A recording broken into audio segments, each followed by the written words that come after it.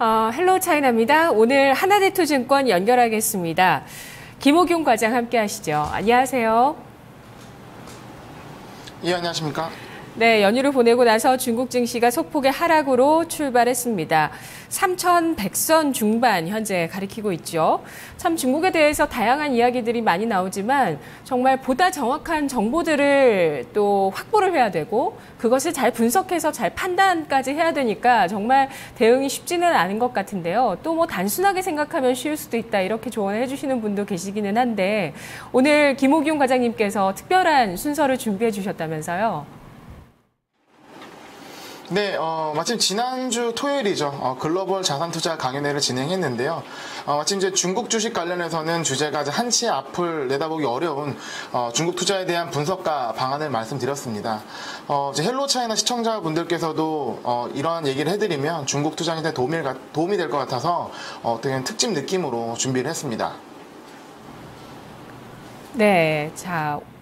그 첫 번째 이제 이야기로 두 가지 그림을 준비해 주셨어요. 어떤 내용인가요? 네. 네, 제 사진 화면을 두 개를 준비했는데요. 두 가지 모습의 중국의 두 가지 얼굴의 중국이라고 이해하시면 좋을 것 같습니다. 하나의 모습은 뭐 화려하고 엄청난 잠재력과 놀라운 성장력을 가진 이제 중국 시장을 이해하시면 되고요. 다른 하나의 모습은 충격과 공포의 폭락장이 연출되는 중국 시장이라고 할 수 있겠습니다. 어떻게 보면 지금 시점은 이제 두 번째 얼굴로 보시는 분들이 좀 많으실 겁니다. 하지만 그 두 가지 모습이 너무나 극명한 차이를 보이기 때문에 혼란이 있기도 하는데요. 우리가 투자하는 이제 중국 시장의 진정한 모습이 무엇인지 냉철하게 살펴봐야 할 시점인 것 같습니다. 첫 번째 순서로 현재 중국 시장이 어떤 상황인지 점검을 해보겠는데요. 그에 대한 방법으로 후광통 시행 이후 중국 시장의 히스토리를 살펴보면서 그것을 이제 냉철하게 좀 보도록 하겠습니다. 준비된 차트 화면을 하나 준비했는데요. 이 화면을 계속 보시면서 그 말씀을 들으시면 좋을 것 같습니다. 작년 11월 후광통이 시행이 됐죠.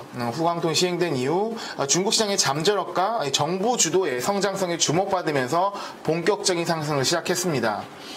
올해 초부터 저도 헬로 차이나 방송을 시작했는데 저도 기억나는 그 시점이 3월에 3,400선이 돌파하면서 중국 시장이 이제 열풍이 불어왔고 국내 증시에서도 상당히 그런 열풍이 몰아쳤다는 기억이 납니다.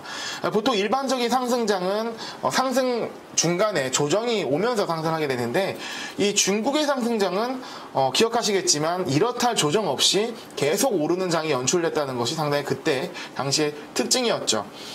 중국 정부는 증시 호재성 정책을 지속적으로 시장에 제공하면서 장밋빛 중국 증시를 견인하였지만 한편으로 중국의 금감원이죠. 중감위에서는 이 과열에 대한 부담감을 증권사에 대한 신용투자 규제를 통해서 조절하려는 움직임을 보여줬습니다.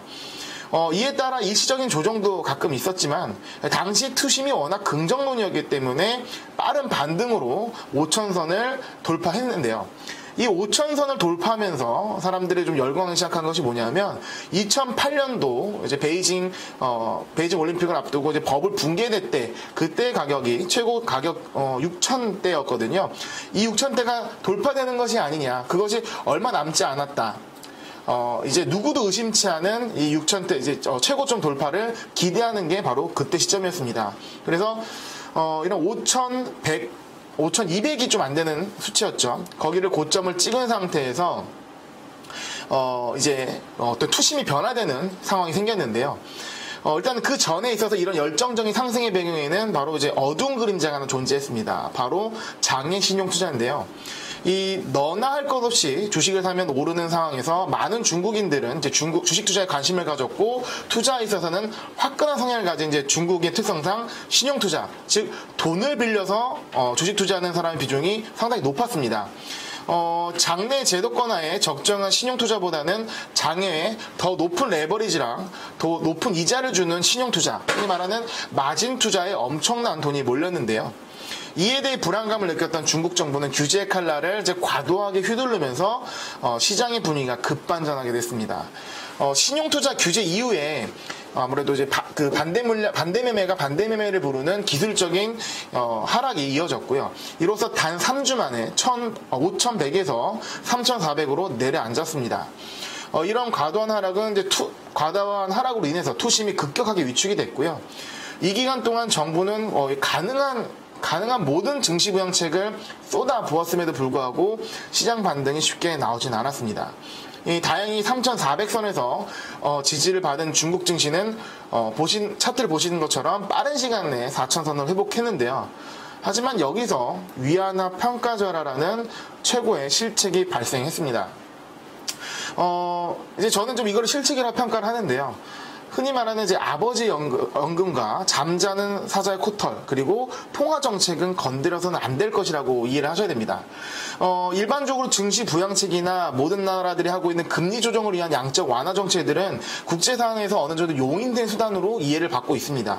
하지만 통화 정책은 다른데요. 이것은 한 국가만의 이슈가 아니라 통화로 인해서 전체적인 국제시장의 그런 그 변화가 수반되기 때문에 상당히 주의 깊게 그리고 어떤 합의하에 이루어져야 됩니다. 하지만 중국은 이 위안화 평가절하를 굉장히 전격적으로 그것도 여러 차례 시장에 충격을 주면서 발생을 했죠. 이러한 것들이 이제 이런 목적 자체는 수출 증대 혹은 위안화의 국제화를 노리고 했다고 할 수 있겠지만 어떻게 보면 이거는 자국을 위한 정책이라고 하는 거거든요. 하지만 결과는 예상치 못하게 중국 증시를 가장 아프게 타격한 상황으로 바뀌었습니다. 왜냐하면 전체 이제 글로벌 시장이 이해하고 있었던 준비하고 있던 거는 미국의 금리 인상입니다. 굉장히 큰 이슈고 패러다임의 대전환입니다. 그러한 미국의 금리 인상을 오랜 시간 동안 준비해 왔었는데 중국이 위안화 평가절하를 갑작스럽게 단행하면서 그러한 준비가 다 무너지고 시장에 대한 불확실성이 굉장히 커지게 된 거죠. 그래서 이때부터 외신에서 중국 때리기가 강하게 시작되게 했는데요. 가뜩이나 하락으로 위축된 투심이 외부에서 중국 대리가 강하게 몰아붙이면서 3,400선의 갭마저 무너지고 얼마 전에 3,000선까지 붕괴되는 상황이 발생했죠. 이제 이거에 따라서 이제 주중에 전격적인 금리 인하, 지준율 인하를 단행하면서 어느 정도 바닥을 찍고 올라왔지만 아직은 불안한 상황인 것 같습니다. 이제 정리를 해보겠습니다. 최근의 1차 하락은 신용투자 규제에서 발생된 기술적인 하락 요인이었다면 최근의 2차 하락은 위안화 평가절하 이후에 국제시장의 중국 시장에 대한 내외부의 불신이 커지면서 한 심리적인 하락이라고 이해하시면 좋을 것 같습니다. 즉 1차 하락은 기술적인 하락, 2차 하락은 심리적인 하락인데 실질적으로 저희가 생각하기엔 실물 경기 침체가 온 것은 아니다. 실물 경기 침체로 온 하락은 아니다라는 것입니다. 즉 이제 중국 기업들이 줄도선하고 실업자가 폭증하고 인플레나 과도한 디플레가 심각한 상황이 아니라는 거죠. 우리나라의 IMF나 남유럽 금융위기 사태 같은 상황이 아니라 지금은 하락하는 건 오로지 하나, 주식시장만 크게 하락했습니다. 그렇기 때문에 이러한 상황을 이제 실물 경기 침체라고 이해하시는 것보다는 냉철하게 주가는 많이 빠졌으나 기술적인 요인, 심리적인 요인의 하락으로 보셔야 될 것 같다고 생각이 듭니다. 하지만 이러한 하락이 지속될 경우 실물 경기 침체로도 이어질 수 있기 때문에 결코 간과해서는 안 될 문제라고 하는데요. 어쨌든 이 상황이 회복되기 위해서는 투심이 변화해야 되는데 투심이 변화하기 위해서는 시간이 필요하고 수급이 필요합니다. 그래서 이런 현재의 현상을 지금 준비되는 거고 불과 이제 전승절을 앞두고 이제 그 수요일 날 장중에 거래량이 폭증을 했는데요. 국외 증권사를 통해서 상당한 매수 물량이 나왔고요. 그리고 장이 마감을 했습니다. 어떻게 보면 지수가 받쳐졌다는 측면에서 긍정 효과가 있겠지만 지금 정부 주도에 너무 이제 휘둘리는 것이 아니냐라는 외신의 평가, 그런 내외부의 평가 때문에 월요일 갭 시작할 때 개파락이 나오거나 이런 부분을 걱정했었는데요. 다행히 개파락이 크진 않고 약간의 조정을 받으면서 지금 시장이 움직이고 있는 것 같습니다. 자, 중국 주식시장 하락 출발 이후에 실시간으로 상승으로 바로 돌아섰었습니다. 그래서 다시 확인해 볼게요. 1.7%까지 상승폭을 늘리다가 현재는 1.14% 오름세 3,197선 나타내고 있는데요. 덩달아서 우리 주식시장도 상승으로 빠르게 방향을 고쳐 잡는 등 우리 주식시장에서도 이런 중국 주식시장에 또 민감도가 오늘 월요일장도 나타나고 있다는 점이 특징적으로 보이고 있습니다. 하지만 워낙 변동성이 큽니다. 말씀하셨듯이 투자 심리가 관건이라고 하셨는데요. 첫 번째로 일단 그 신용잔고가 많이 좀 처리가 되는 과정에서 아무래도 개인 비중이 높은 시장이다 보니까 그런 특수성이 있다 이렇게 좀 받아들였었는데 이후에 위안화 평가 절하까지 나오게 되면서 또 글로벌적인 어떤 우려감까지 나타나게 하는 정치적으로 또 볼 수도 있고 아니면 뭐 미국과 중국 사이의 어떤 또 그런 힘의 또 균형 뭐 이런 것으로도 볼 수 있고 다양한 또 시각들이 나오면서 어쨌든 뭐 중국이 이제는 7% 성장을 지키지 못할 것이다 이런 시각도 제시되고요.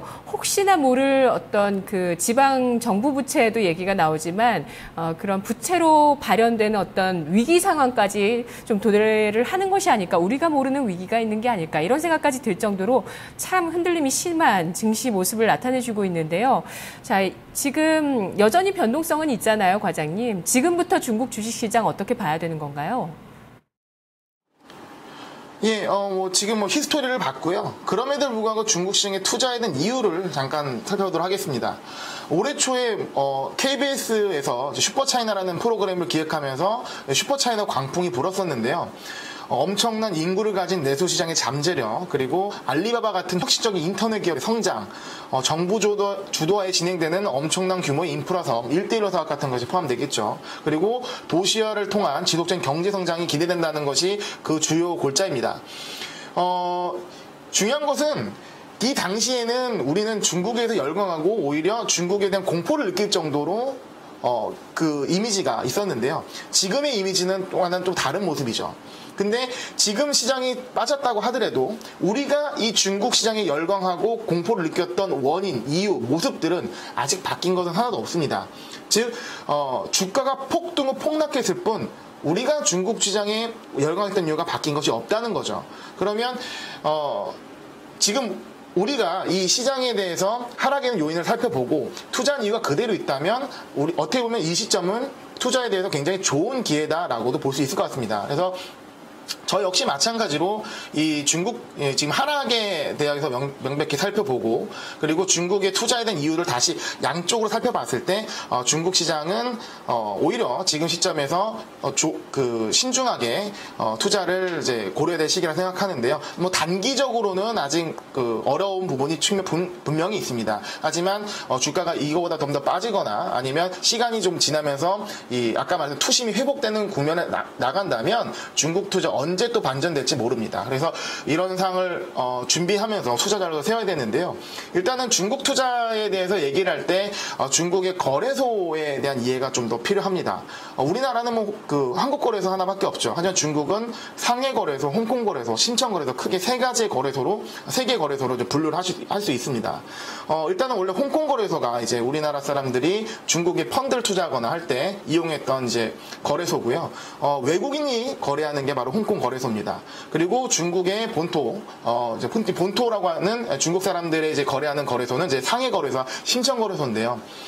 여러분 올해 이제 후광통이 이제 오픈이 되고 나서 우리가 이제 그 상해 거래소를 거래할 수 있는데 이 후광통의 실질적인 본질은 그러니까 중국 사람들이 상해 거래소 통해서 홍콩 거래소, 기존에 거래 못했던 외국인만 거래했던 홍콩 거래소를 거래하는 측면, 그리고 외국인들이 기존 상해 본토 주식을 거래 못했던 거를 홍콩 거래소를 통해서 상해 거래 종목을 거래할 수 있는 후구통과 강구통의 합성어입니다. 그래서 어떻게 보면은 우리는 이제 상해와 홍콩 주식을 함께 투자해야 되는 측면이 있는데요. 일단 첫 번째는 이렇게 같이 함께 투자함으로써 통화 자산 배분 효과가 있는 건데.